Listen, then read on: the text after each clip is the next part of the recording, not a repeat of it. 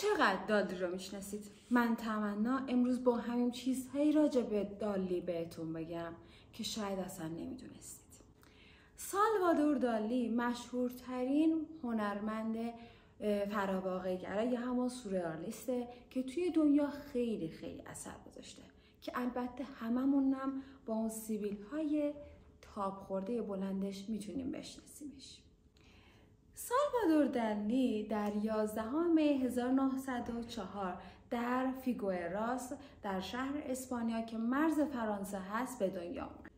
پدر دالی یک وکیل متوسط بود که توی تربیت بچه‌اش خیلی سخت بود و دوست داشت اون نظم و نظامی که داره با اون بچه‌اش رو تربیت کنه. که روش تربیتش با مادرش زمین تا آسمون فرق داشت و مادرش خیلی دوست داشت که بچه‌هاش هنرمند و یا نقاش بشن، چون که خودش یک زمانی دوست داشت یک نقاش مشهوری بشه و برای همین برای بچه‌اش همیشه وسایل نقاشی و آبرنگ و مداد رنگی و پاستل می‌خرید. دالی خیلی زودتر از همسنای خودش به بلوغ سنی رسید، جوری که اونقدر عصبانیش می‌کرد این روش یا این دوره که مثلا وقتی با بچه‌ها و هم دوره‌های خودش بازی می‌کرد اون رو عصبانی می‌کرد و جوری که والدینش هم دیگه نمیتونستن متوجه حال دالی بشن. و پدرش که این اخلاقیات دالی رو میدید باهاش خیلی سختگیرانه‌تر رفتار میکرد، جوری که اونقدر اینا با هم دیگه دعوا میکردن و تنبیه‌های شدیدی به روی دالی انجام میداد که واقعا رابطه بین پدر و فرزند خیلی خراب بود. دالی وقتی 5 سال بیشتر نداشت پدر مادرش اون رو میبرن سر قبر برادرش و میگن که این هم اسمش سالوادور هستش و تو در واقع یک جلوه جدیدی از این هستی که به دنیا اومدی. برادرش 9 ماه قبل از به دنیا اومدن سالوادور دالی به دلیل التهاب روده و معده فوت میکنه و از دنیا میره و مادرش از این اسم برای دالی استفاده میکنه و میگه سالوادور دالی دوباره به دنیا اومده. و مادرش بهش همیشه میگفت روح برادرت در جلوه تو دوباره به این دنیا اومده. و دالی هم کلا ذاتاً 5 سال داشت و باور میکرد. خب ذاتاً باور نکنه چیکار کنه؟ ذاتاً 5 سال بیشتر نداشت. که البته وقتی دالی بزرگ میشه و مطالعات زیادی انجام میده در مورد این جریان این رو میگه ما مانند 2 قطره آب شبیه هم بودیم اما انعکاس‌های متفاوتی داشتیم. او شاید اولین نسخه ای از خودم بود. او بیش از حد در کمال تصرف شده بود. که در واقع این خودش یکی از نشانه‌های خودشیفتگی و خودبزرگبینی دالی هم هستش که میگه من یه ورسیون بالاتری از اون هستم، در واقع انگار آپدیت شدم. دالی یه خواهر کوچیکتر از خودش داشت که 3 سال ازش کوچیکتره به نام آنا ماریا که واقعا این داداشش رو هم خیلی دوست داشت. که آنا تو سال 1949 یک کتابی راجع به دالی می نویسه که دالی از نظر خواهرش. دالی از سن کم شروع میکنه به طراحی و نقاشی، جوری که مادرش خیلی حمایتش میکرد، چون که مادرش دوست داشتش که ذاتاً خودش هنرمند بشه. خیلی حمایتش میکرد، جوری که حتی براش یه استودیوی خصوصی به نام خودش هم ساختن. مادر سالوادور دالی در سال 1916 یعنی وقتی که فقط 12 سالش بود اونو به آکادمی نقاشی کاتالونیا میفرسته تا که بتونه نقاشی و طراحی رو به صورت آکادمی و بیسیک یاد بگیره. که سالوادور چون که به بلوغ سنی زودتری نسبت به همکلاسیاش رسیده بود کلاس‌ها رو اصلا جدی نمیگرفت و همیشه کاری میکرد که تافته جدا بافته باشه. مثلا لباسهای متفاوت میپوشید، موهاش رو متفاوت شونه میکرد و همیشه یه حرفایی رو میگفت که از دیگران متفاوت باشه. توی سال اول مدرسه توی تعطیلات توی کاداکس با نقاشی مدرن آشنا میشه. این تعطیلات با رومن پیچوت هم آشنا میشه. دالی در 14 سالگی یعنی 1919 در فیگوئراس در تئاتر شهر فیگوئراس اولین نمایشگاه طراحی زغالش رو به نمایش میذاره. و اما در فوریه 1921 مادرش به دلیل سرطان سینه فوت میکنه. یعنی تقریبا تمام حمایت‌هاش که تا این لحظه بود از طرف والدینش به نوعی از بین میره. که بعد مرگ مادرش اینجوری مینویسه که بزرگترین ضربه‌ای بود که در زندگیم تجربه کردم. من او را میپرستیدم. نمیتوانستم غم از دست دادن کسی را فراموش کنم که میپنداشتم ایرادات اجتناب ناپذیر ضمیرم را محو میکند. یعنی در واقع اولین غم و غصه سالوادور دالی از 16 سالگی شروع میشه که بعد مرگ مادرش پدر دالی میاد با خالش یا همون خواهر همسرش ازدواج میکنه. همه میگفتن که احتمال داره دالی با پدر شروع کنه به جدال و مخالفت ایجاد کنه، در حالی که به دلیل عشقی که به مادرش داشت خالش هم خیلی خیلی دوست داشت. با ازدواجشون اصلا مخالفت نکرد، ولی هر روز دعواش با پدرش بیشتر و پررنگ‌تر میشه که این دعوا اونقدر ادامه پیدا میکنه که پدرش تصمیم میگیره اون رو توی فیگوئراس به یک ماهیگیری که اونجا بوده به اونجا بفرسته و بگه که به عنوان شاگردت اینجا باشه و در این راستا تمامی وسایل‌های طراحی و نقاشی دالی رو هم مجهز میکرده. اونجوری نبوده که بفرسته اونجا و بگه که دیگه تو پسر من نیستی. به یک جای دور میفرسته، درسته توی فیگوئراسه، ولی خب دیگه نمیذاره تو خونش باشه. دالی از اول به کشیدن نقاشی‌های عجیب و غریب علاقه داشت. مثلا مردهایی رو میکشید که سیبیل‌های بزرگی دارن، موهای بلندی دارن، کت‌های با آستین بلند میپوشن و شلوارهای کوتاه. کلاً طراحیاش مال 1 سده قبل بود، یعنی افرادی که اون موقع لباس میپوشیدن اونها رو به تصویر میکشید که مرور زمان اون چیزی رو که به تصویر میکشید رو سعی میکرد که خودش هم اونها رو بپوشه و از نقاشی‌های کلاسیکی که خیلی الهام میگرفت نقاشی‌های رافائل و آثار والاسکوئر و برونزینو بودش. در سال 1922 دالی به آکادمی سان فرناندو تو مادرید رفت و توی خوابگاه میخوابید که توی این دوران خیلی به نقاشی کوبیسم علاقه پیدا کرد و جوری که دنبال اساتید کوبیسم میرفت اونها رو تحلیل میکرد و تفکر میکرد. ولی خب ذاتاً تعداد هنرمندانی که کوبیسم کار میکرده بودن خیلی محدود بود و اون زمانم اینترنت نبود که سرچ کنه و فوری تمام اطلاعات براش بیاد. که علاوه بر کوبیسم به جنبش‌های آوانگارد و دادائیسم خیلی علاقه داشت که میتونین توی تمامی نقاشیاش این جریان دادائیسم، حتی سیبیل‌هاش جریان دادائیسم رو کاملا نشون بده. از دوستان بچگی دالی میتونیم به فوتبالیستایی که توی آینده توی رئال مادرید و اینا خیلی اثرگذار بودن میتونیم اشاره کنیم، مثل سارکی بازنیا یا جوزف سامیتس که توی تعطیلات این 3 نفر با همدیگه میرفتن و توی کاداکس توی یک پارکی یک جایی فوتبال بازی میکردن و وقتشون رو میگذروندن. همونجور که گفتم دالی شدیداً علاقه به دادائیسم و آوانگارد بود که این توی شخصیتش کاملا مشهوده. در سال 1923 دالی به دلیل اینکه توی آکادمی شدیداً داشتش با اساتید و نحوه تدریس اونها انتقاد میکرده و حتی شورش هایی رو توی دانشگاه و توی اون آکادمی داشته برپا میکرده، از آکادمی تلق میشه، یعنی نوعی اخراج میشه و تو همین سالها به دلیل همین افکار جدایی طلبش توی زندان هم میافته.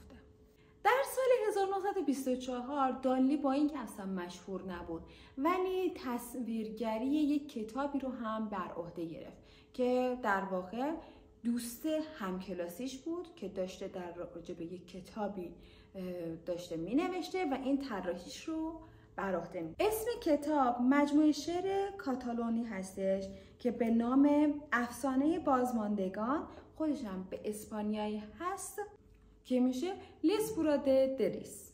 امیدوارم درست تلفظ کرده باشم. دالی 3 سال بعد یعنی سال 1926 دوباره به آکادمی برمیگرده، ولی دوباره قبل از امتحانات نهایی این بار اخراج میشه. تعلیق دیگه نمیشه. که دالی دلیل اخراجش رو میگه که اساتید اونجا شایسته امتحان گرفتن ازش رو نداشتن. در واقع دالی داره با همین روش داداییسم داره زندگی میکنه، یعنی هنر ضد هنر، یعنی جوری میخواد نشون بده که متفاوته، میخواد کلا یک چیزی رو نشون بده که همه چیز فرق داره با اون چیزی که شما فکر میکنید. دالی بعد از اینکه از آکادمی اخراج میشه میگه خیلی به آزادی و آزادی بیان، آزادی افکار رسیده، جوری که میگفتش که دوست نداره آموزش محور بره جلو و میخواد سبک خودش و روش و منش خودش رو توی کارهاش نشون بده که این کارم کرد. در بین سالهای 1926 تا 1929 دالی کلی سفرها به پاریس کرد. با نقاشان زیادی مثل پیکاسو آشنا شد که از پیکاسو هم خیلی تاثیر گرفته تو کارهای نقاشیش. و حتی با خان میرو نقاش و مجسمه ساز اسپانیایی هم آشنا شدش تو این سفرهاش. و پل الوار و مارگاریت که اون رو با سبک سورئالیسم هم آشنا کردند.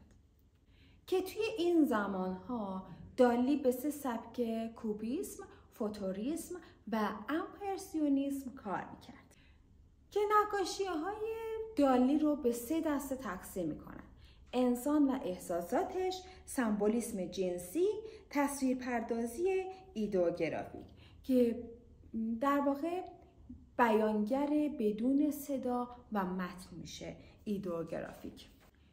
که این کارش در سال 1929 باعث ایجاد سورئالیسم میشه در کارهاش که توی نقاشیاش از تکنیک پردقت بودن نقاشیان رنسانس میتونین کاملا نظاره‌گر باشید.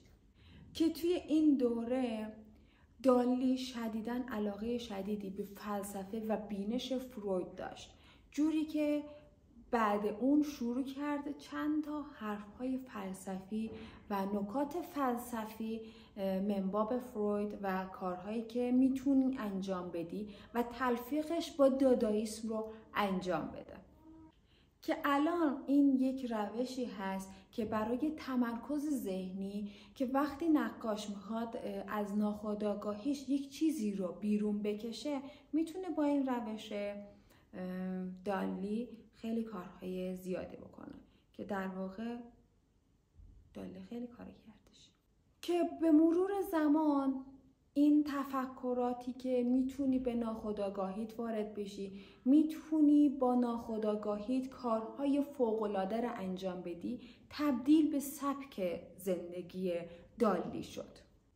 و اما دالی چطور وارد ناخودآگاهی خودش میشد؟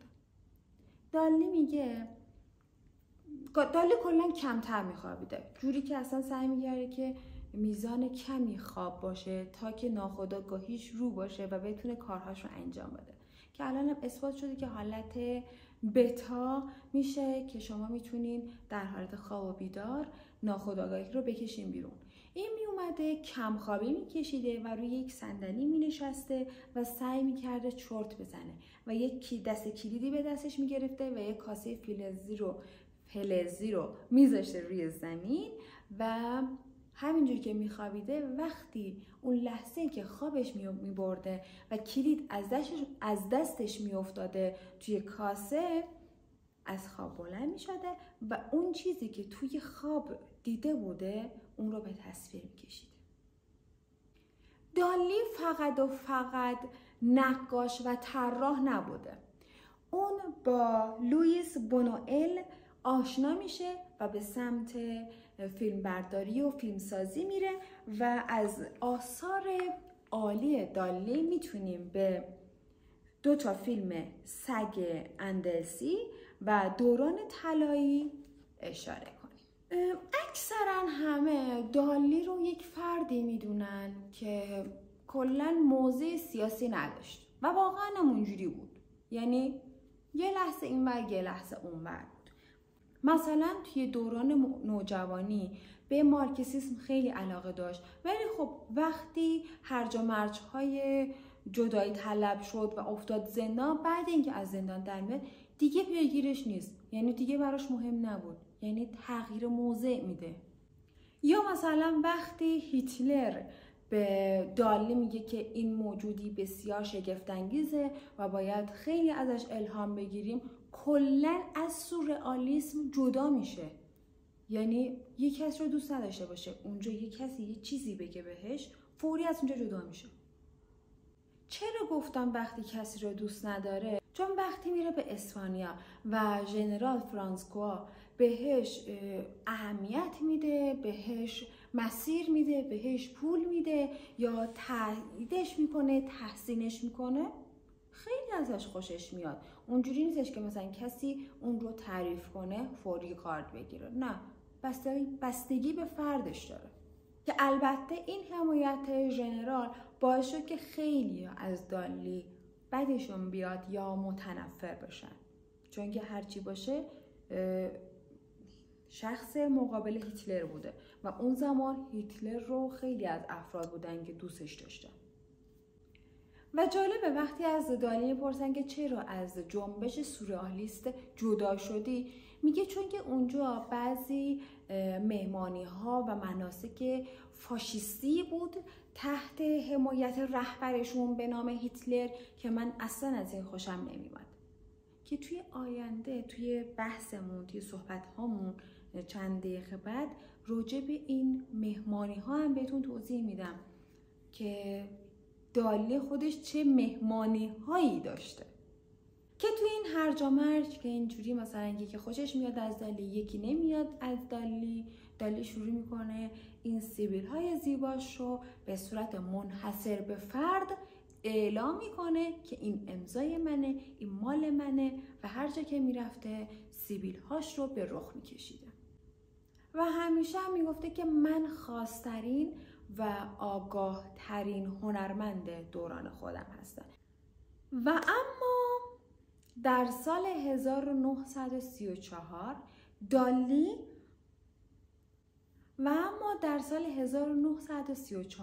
دالی با النا دیاکونوا که یک مهاجر روس بود آشنا میشه، که هم روس بوده هم بازیگر بوده، که همه اونو به اسم گالا میشناسن. گالا کیه؟ پل الوار رو میشناسید؟ همسر پل الوار میشد گالا. که وقتی اینها یک عشق آتشین با هم دیگه تجربه میکنن، اسپانیاست دیگه، وقتی این عشق آتشین رو تجربه میکنن، پل الوار تصمیم میگیره که مانع عشق دالی و گالا نشه و خودش میره کنار و دو دستی گالا رو تقدیم میکنه به دالی.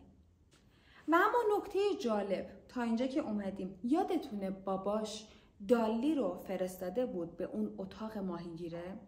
دالی باز همچنان اونجاست و گالا دالی رو تبدیل میکنه به بهترین هنرمند سال، دهه، قرن خودش.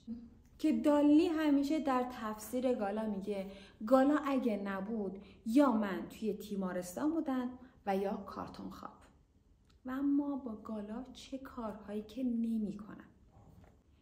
گالا از سال 1934 تا زمان مرگش میشه ملکه الهامات دالی. البته دالی ملکه های دیگری هم داشته که براتون توضیح میدم، ولی خب گالا یک چیز خاصی بوده براش، یک الهام واقعی بوده براش. و دالی خیلی زود با گالا ازدواج میکنه و اصلا طلاقش نمیده و تا زمان مرگ گالا با اون بوده. و اما گالا و دالی دوتاشون مشهور به رابطه های آزاد بودن، جوری که مهمونی هایی میدادن که خیلی آزاد بوده و اصلا جنسیت براشون مهم نبوده و گالا میرفته با مردهای جوان، دالی میرفته با زنها و مردهای جوان. کلا اصلا اینا یک روش دیگه ای برای زندگی داشتن و جالبیش هم اینه که دالی واسه خاطر گالا میمرد، یعنی واقعا عاشقش بود و گالا هم چون که دالی باعث پولدار شدن و افزایش مالی گالا هم میشد، دالی رو کنار خودش نگه می‌داشت. البته دلیل اصلی مشهور شدن دالی هم همون خود گالاست، چون که مثلا میرفته با اشرافزاده ها، با افراد معروف، با تاجرها تاخت و باخت میکرده که کارهای دالی رو خریداری کنن. و جالبش هم اینه که مثلا حتی زمانی که واسه نمایشگاه میرفته تایم میگرفته یا مثلا یک پروژه‌ای رو میگرفته که دالی کار کنه، گاهن دالی نمیتونسته کار کنه، یعنی فشار روحیش از سمت گالا اونقدر زیاد بوده، یعنی اونقدر تحت فشارش میذاشته که دیگه نمیتونسته نقاشی و طراحی انجام بده. حتی شده بود که مثلا 3 روز اون رو توی اتاقی کلید کرده بود که باید تو طراحی رو انجام بدی، ما باید بفروشیمش و پول به دست بیاریم. که میتونه توی فیلم دالی لند همه اتفاقاتی که با گالا و دالی اتفاق افتاده و چه کارهایی رو انجام دادن میتونیم ببینیم. سعی کنیم با خانواده نبینید چون که نمیذارن دیگه هنرمند بشید، اینجوری میتونم بگم. یعنی افرادی که مثلا خانوادهشون تازه وارد هنر شدین و میخواین هنرمندها رو بیشتر بشناسید، سعی کنید فیلم دالی لند رو تنهایی ببینید. و جالبه شما وقتی که میگم این مهمونی ها و این پارتی های شبانه توی خونه دالی بود و گالا هم حمایت این رفتار رو داشت، یعنی خودش هم دوست داشت که این کار رو انجام بده، هنرمندان مشهوری مثل فریدا هم به مهمونی ها می اومدن. که وقتی از دالی، چون که این کار دالی خیلی دیگه توی اخبار و رسانه و اینجور چیزا خیلی دیگه وایرال شده بود، وقتی ازش میپرسن که چرا داری این کار رو انجام میدی، دالی میگفت من ناتوانی جنسی دارم و هر هنرمند برای اینکه بتونه ذهنش رو باز کنه، آگاه باشه و کارهای فوق‌العاده‌ای انجام بده، باید این کارها رو انجام بده. دالی با این کارهاش که گالا و خودش داشتن انجام میدن و گالا کاری میکرد که دالی واقعا مشهور بشه، دالی تبدیل شد به یک هنرمند خیلی مشهور و در عین حال خیلی منفور. دالی شدیداً یک فرد خیال پرداز بدون واقع گرایی و عجیب غریب بود، جوری که حتی توی مثلا چند تا فیلم براتون میذارم که خودش رو خیلی ستایش میکنه، کارهاش رو خیلی ستایش میکنه، گالا رو عبادت میکنه، ولی در عین حال ترسو و بزرگترین ترسش هم ترس از مرگ بود. و جالبه تو این دوران دالی خیلی طرفدار داشت، حتی اونهایی که خیلی خیلی دوستش داشتن و عاشقانه کنارش بودن میگفتن دالی یک فرد آزاردهنده و منفوریه، با این یه دوستش داشتن. که دالی هم در واقع از این تبلیغات استفاده میکرد، تبلیغات معکوس، و میتونست آثارش رو خیلی خیلی بهتر بفروشه. از جمله هنرمندانی که در زمان زنده بودنش آثارش هم خیلی عالی به فروش میره، همین دالی هستش. دالی تبدیل شد به یک سلبریتی مشهور منفور که حتی توی مصاحبه هاش وقتی که می اومده توی تلویزیون مصاحبه کنه، توی BBC حرف بزنه، با مورچه خار می اومده که حتی فیلمش هم براتون میذارم.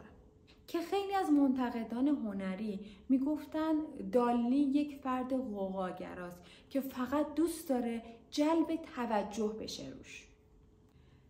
که وقتی از لحاظ روانشناسی رفتاری میخوایم کارها و رفتارهای دالی رو بررسی کنیم، تحت نظر بگیریم، متوجه میشیم که این افکار جاه طلبانه و خود اغراق بینی و خود نبوغ بینی بسیاری داره.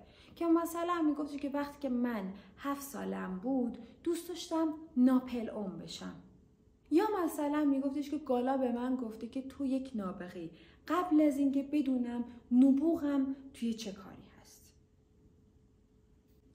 توی روانشناسی شخصیتی دالی به این اثبات رسیدن که دالی چند تا شخصیت متفاوت داره که این توی دوره‌های نقاشیش هم کاملا مشهوده، جوری که هر نقاشی دوره‌اش با امضای متفاوتی هست.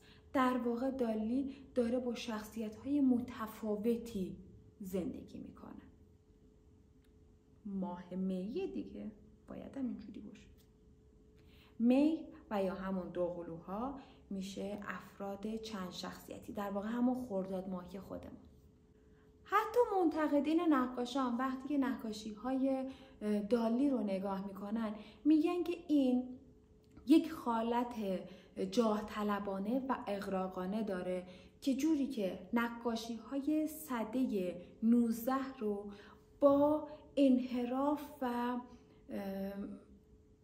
مسائل جنسیتی ادغام کرده، جوری که خیلی جاه طلبانه و انحرافانه است. جورج اورل نویسنده مشهور راجع به نقاشی‌های دالی میگه که دالی از انحرافات بیمارگونه‌اش توی آثارش استفاده کرده و بوی تعفن میده که البته این تعفن به طور قدر خوشایند دالی هستش. با اینکه آثارش بوی تعفن میده ولی خب دروغگو نیست و با دقت و مهارت سعی میکنه نشون بده که انسانی شایسته است و متفاوت.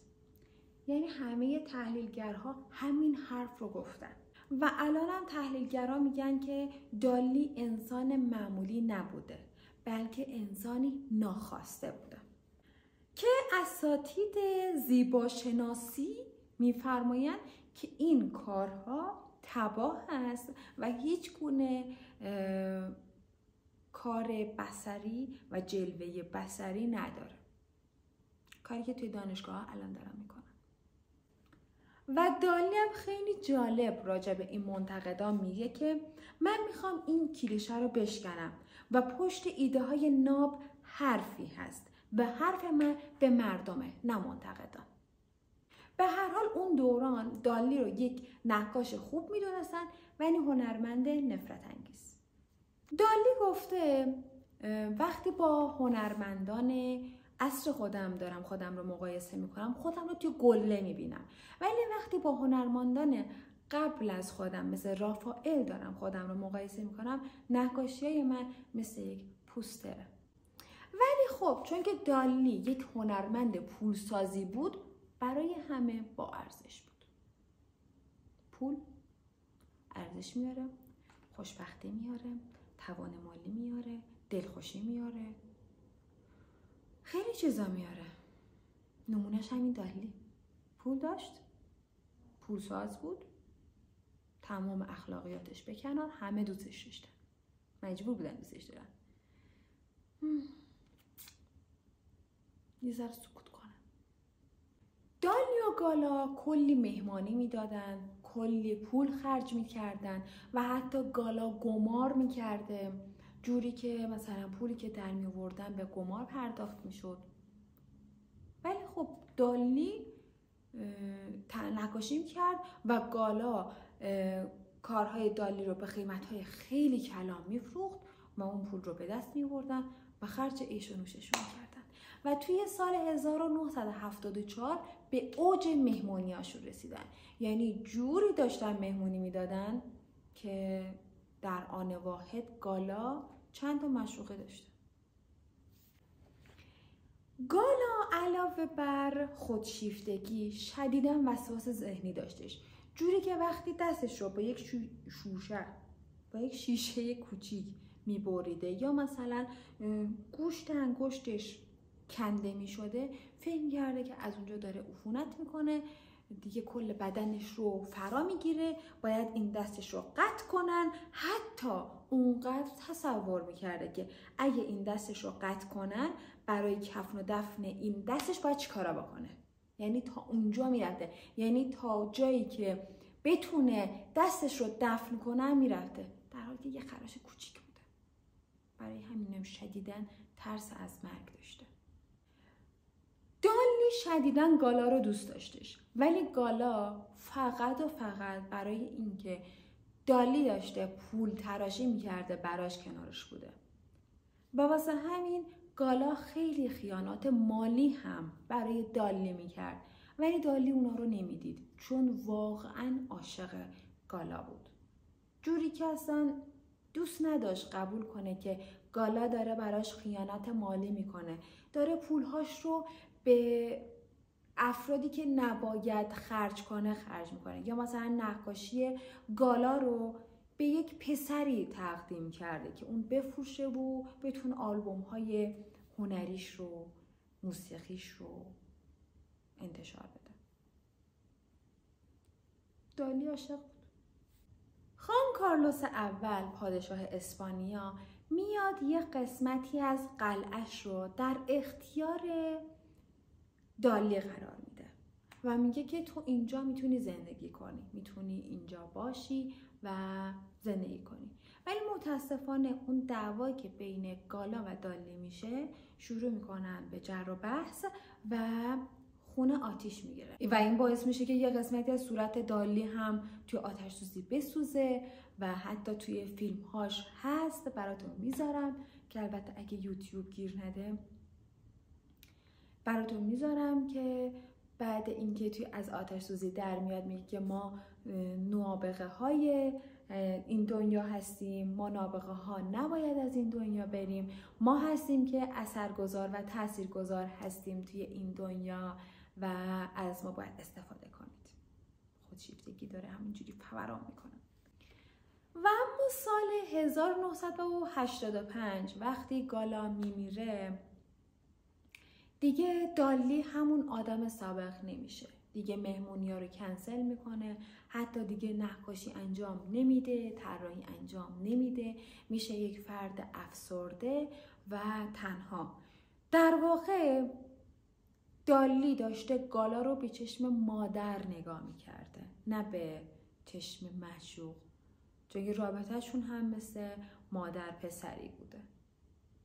دالی در سال 1988 به دلیل بیماری قلبی و عارضه قلبی که داشته توی بیمارستان بستری میشه و در 23 ژانویه 1988 وقتی توی اتاقش داشته موسیقی دلخواهش که اپرای تریستین و ایزدوا بود گوش میداده، توی سن 84 سالگی به دلیل ایست قلبی از دنیا میره. توی سرداب موزه خودش دفن میشه و توی کلیسای سنت پره مراسم تدفینش برگزار میشه که توی کودکی توی همونجا غسل تعمید دیده بوده. جسدش توسط نارسیس باردالت مومیایی میشه و تمام اموالش توسط دولت اسپانیا تحت تملک قرار میگیره. ول تا اینجا اومدیم، زندگیش رو گفتیم، چجوری این شد که شد دالی و چجوری داره زندگی میکنه و چجوری زندگی کرده.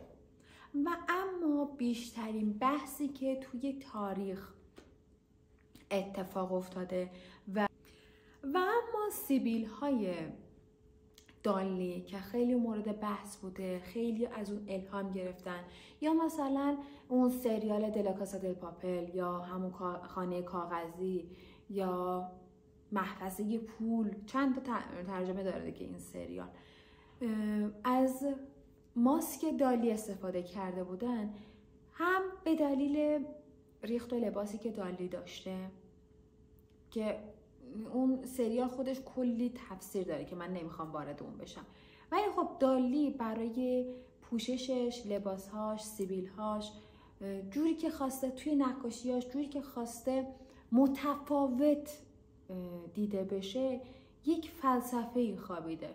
در واقع دالی داشته با سبک داداییسم زندگی میکرده و اون رو به نمایش میذاشته.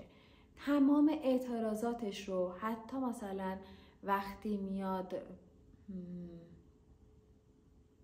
مورچه خار رو میاره سر شوش، وقتی دارن ازش مصاحبه میکنن مورچه خار میاره، یا مثلا وقتی داره از مترو در میاد به جای مثلا پت داشتن پت خونگیش آفتاب پرست و مورچه خار رو از این جور چیزا بوده. کلا میخواسته بگه که هنر ضد هنره.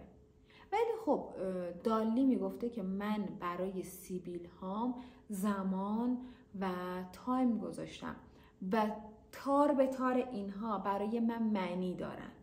یعنی گفته که سیبیل های من کلن تارن، 12 تا تاره که همه اینها یک معنا و مفهومی داره که البته همه این تفسیراتش رو توی یادداشت‌های روزانه‌اش نوشته. یعنی جوری نیستش که الان مثلا بیاد توی یک دوربین توی یک فیلمی اینا رو بازگو کنه، اینها رو توی یادداشت‌هاش نوشته. که حتی اینو براتون بگم که دالی 12 تا امضای متفاوت داشته. یعنی پای هر نقاشیش یه امضای متفاوت میزده و حتی مثلا کارهایی رو که میداده میرفته هر موقع یعنی دلش میخواسته یه امضای متفاوت میزده. حتی امضاهای دالی هم توسط گالا به فروش میرفته. اولین تارش رو میگه تمام قرارها و تمام قرارهای کاری و عاشقانش رو سر تایم 10 و 10 دقیقه چفت میکرده. برای همین که نشون بده اون کاری رو که در بیرون انجام میده چقدر براش سر قول بودن و آن تایم بودن و با ارزش بودن اون تایم براش و طرف مقابل براش مفهوم داره. برای همین سیبیل هاش هم در 10 و 10 دقیقه چفت میکرده. یعنی سیبیل هاش رو تو تایم 10 و 10 دقیقه نگه میداشته. تار دوم، دالی میگه من فردی بسیار فراموشکار هستم. یعنی همه چیز رو فراموش میکرده و جا کلیدی نبوده، از سیبیل هاش به عنوان جا کلیدی هم استفاده میکرده. تار سومش، ابروهای دالی خیلی به هم ریخته بوده. یعنی جوری که بلند میشده و میرفته تو چشش و فلان. میگه که برای این که ابروهامو برس کنم از سیبیل هام استفاده میکنم. چهارمین تار، دالی میگفته که مردی که سیبیل نداشته باشه نمیتونه هنر و علم و بیشینه خودش رو داشته باشه. و اما تار پنجم که میتونم بگم منفورترینش این میتونه باشه، دالی از گوش پاک کن استفاده نمی کرده و از سیبیل هاش برای پاک کردن گوش هاش استفاده می کرده.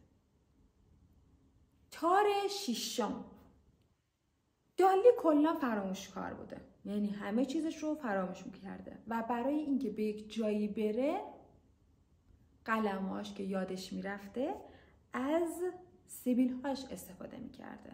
که چند تا هم نقاشی هستش که توی BBC اینا هنگام انجامش نشون داده که هنگام نقاشی از اون استفاده میکنه و میگه که 2 تا قلموی همراه دارم همیشه که از بهترین موها و از بهترین برندها تشکیل شده. تار هفتم، دالی میگه که هنر زندگی حرف نگفتنه. یعنی در واقع هنر زندگی پانتومیمه. اگه بخوای حرف بزنی زندگی تو به تباهی کشوندی و سیبیل های من حرف دلم رو میگه. تار هشتم، با این کار در واقع دالی داشته به اعتراض میکرده به سیبیل های معمولی و همیشگی که همه اکثر مردها توی اون دوران و حتی این دوران دارن. تار نهم، دالی یک فرد بسیار احساسی بوده که همیشه گریه میکرده و میگفتش که از سیبیل هام استفاده میکنم که اشکام به دهنم نرن و جوری نباشه که بعد از گذر زمانی که دارم گریه میکنم حس کنم که زیاد گریه کردم. تار دهم. یه نفر از دالی میپرسه که چرا سرش همیشه بالاست؟ دالی میگه چی بالاست؟ میگه سیبیلات. چرا سرش بالاست؟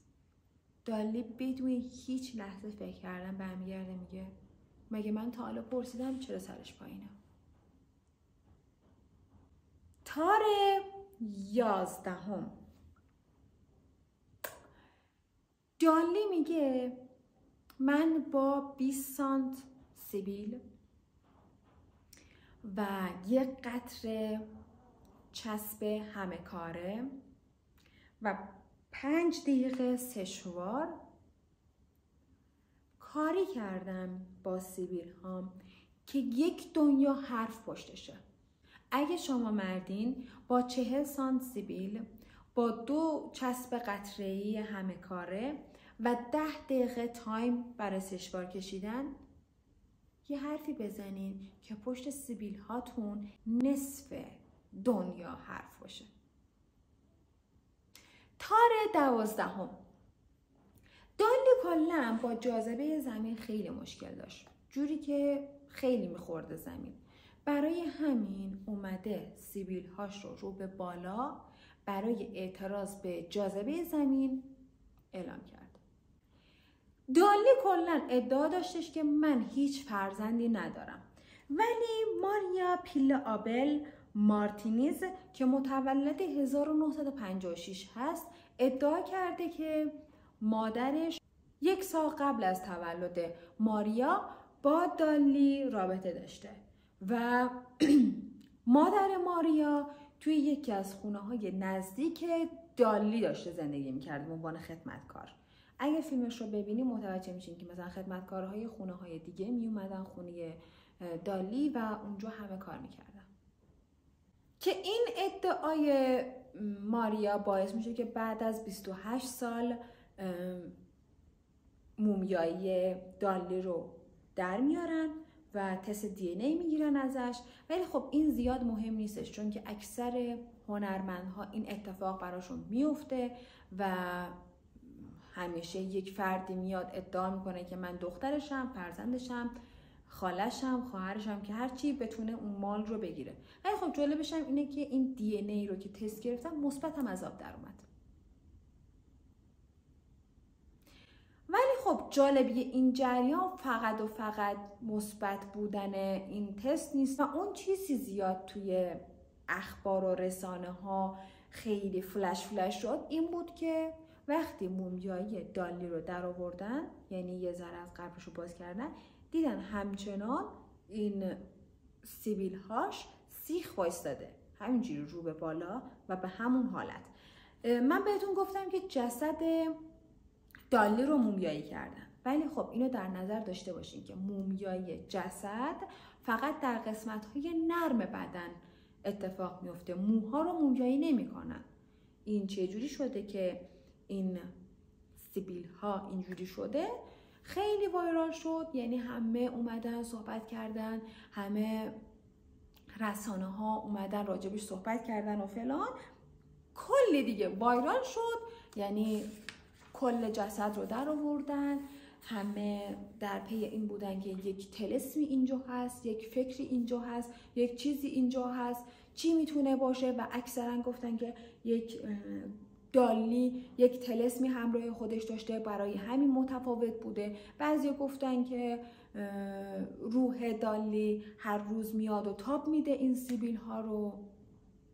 و اما علم، دانشمندان و محققان متوجه شدن که واقعا دالی از چسب قطره‌ای همه کار استفاده میکرده و تاب میداده، برای همین سیبیل هاش همون جوری 20 سانت و بلند و والا و خوشگل مونده. جالبیش هم اینه که این بحبوحه اومدن سیبیل های معجزه‌ای اسم دادن بهش، که البته دالی واسه این سیبیل هاش همیشه خیلی میگفته که من به این سیبیل هام خیلی میرسم، من همیشه با شیر خرما اینها رو چرب میکنم، من اینها رو نر میکنم، من عاشق سیبیل هام هستم، روغن نارگیل میزنم، اینجوری موقع خوابیدن به این ور تاب میدم، به اون ور تاب میدم و خیلی برای من ارزشمند هست.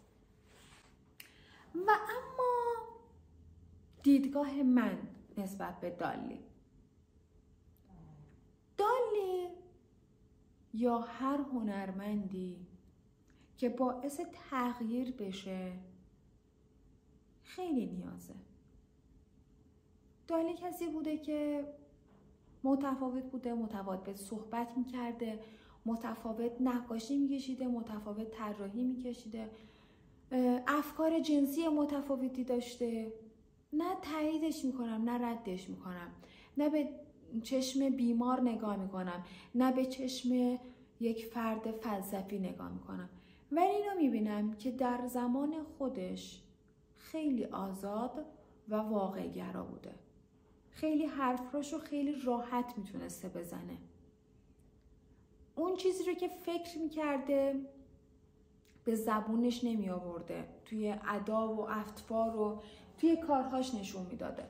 خب بله، مورچه خوار رو به عنوان حیوان خونگی نگه داشتن اشتباهه.